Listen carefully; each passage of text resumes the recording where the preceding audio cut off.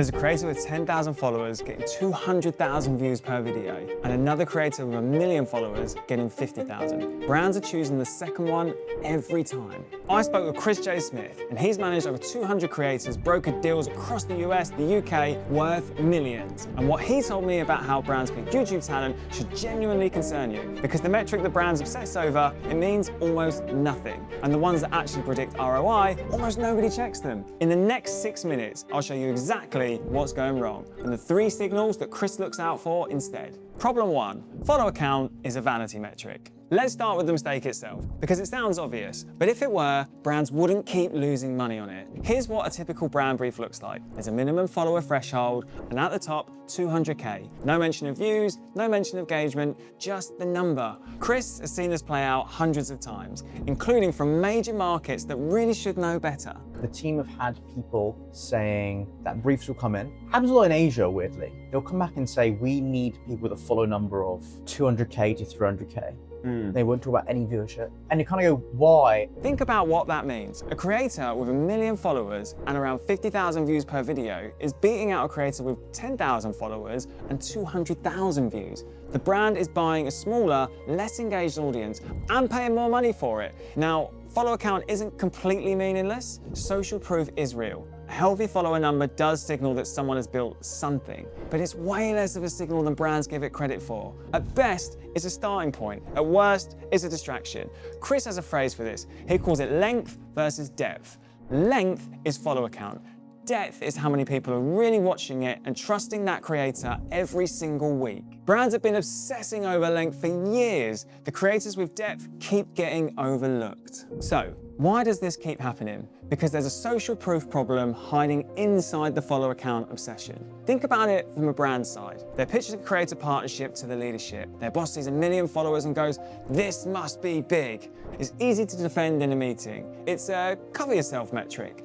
The problem, followers don't move, attention does. A creator who built their audience 3 years ago on a completely different content still has those followers on paper. They're just not watching anymore. And the brands then try to fix this by throwing paid media behind the video. 10 million followers means everything, but it doesn't, because what's your return? And then you end up paying paid media behind it. And let's be honest, with paid media there, it doesn't prove that it actually proves that content doesn't work. Paid media is a patch on a wound. It hides the failure. The content couldn't do the job organically, and that's a very expensive way to find that out. The signal that actually matters, consistent viewership. So follower count is the wrong metric. What's the right one? Chris is very specific about this. It's not the total views, not the peak views, it's consistent viewership. Consistency is extremely underrated. Consistency in terms of number of posts? Just content they're posting. Okay. And that then links to the thing about formats and series. Here's why consistency matters so much. If a creator swings from 180K views one week to 22 the next week, which video are you sponsoring? You're gambling. But if a creator has 80K, 95K, 88K, 102K, week after week, you know exactly what you're buying before you write the check. So wild view swings usually mean one thing. The audience isn't really there. One video went viral on a trending topic and millions of people came in for a week. But none of them came back. The core audience is tiny. The spike was borrowed. Consistent viewership means real people are watching this specific creator on purpose every week.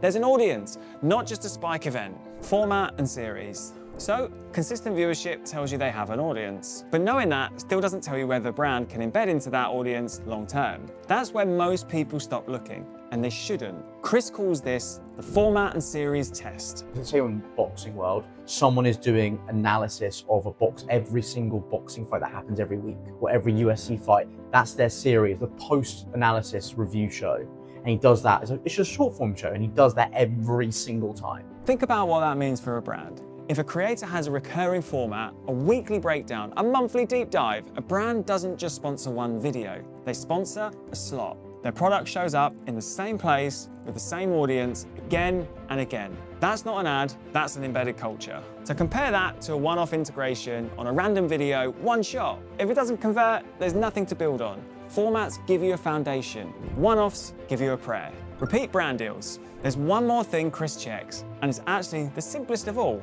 Once you've verified the viewership and the format, do this before you commit to anyone. Scroll through their last 10 videos. Look for the same brands showing up more than once. Because if a brand renewed, that brand made money. Nobody renews a deal that loses cash. And Chris flags something interesting here. Some brands get spooked when a creator hasn't worked with many partners, but he's looking at something completely different. There's some brands who were like, well, they've only worked with like a few brands, I'm not sure. But I look at them and go, yeah, but that one got 1.3 million and that one got about 6 million views. Volume of brand deals is not the metric. Quality and renewal is. 3 partnerships, all renewed, beats 20 one-offs that never came back. But here's what I didn't tell you. All of this, viewership, formats, renewals, that's how you evaluate a creator once you've found them. The harder question, how do you find the right creators before your competitors do?